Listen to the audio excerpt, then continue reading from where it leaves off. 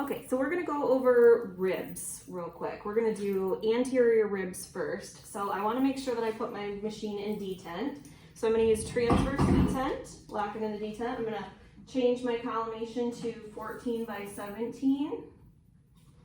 And I know it looks crazy right now, but that's because I'm at the wrong SID. And then I'm gonna make sure that I bring my tube into a 40-inch SID.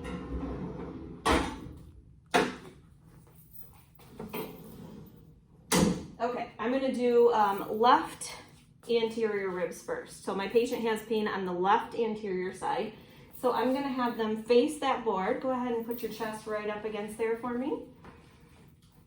I'm going to bring my tube down until my central rate is at about T7. You can use the hang 10 method, or you can also make sure that you have light above the shoulder at the neck. I'm going to lower my tube down. This is going to, or my buggy, this is going to move down in front of you. And I'm going to put my left marker there. Then I just want to make sure that my patient's centered properly for those left unilateral ribs. So I'm going to go midway between the mid-sagittal plane and the lateral border. So I'm going to move her just a little bit this way. Good. Arm's going to be out and hugging the board. All right, and I want to have my patient hold nice and still just like that. I'm going to have them take in a nice, big, deep breath and hold it. And then I would take that picture. You can breathe, but don't move. I'm going to bring this in just a little bit here.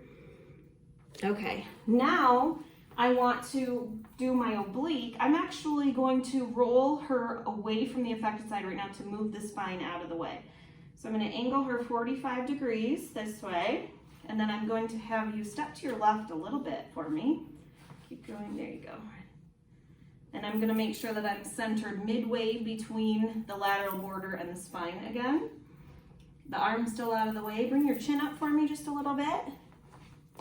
And I'm gonna have my patient take in a nice big deep breath again and hold it. And you can breathe. Now, for the lower ribs, I want to put them into an AP position because lower ribs are only on the posterior side, so I want it as close to the board as possible. So go ahead and turn and put your back up against there for me. I'm going to collimate down to 10 by 12 crosswise. And step to your right just a little bit.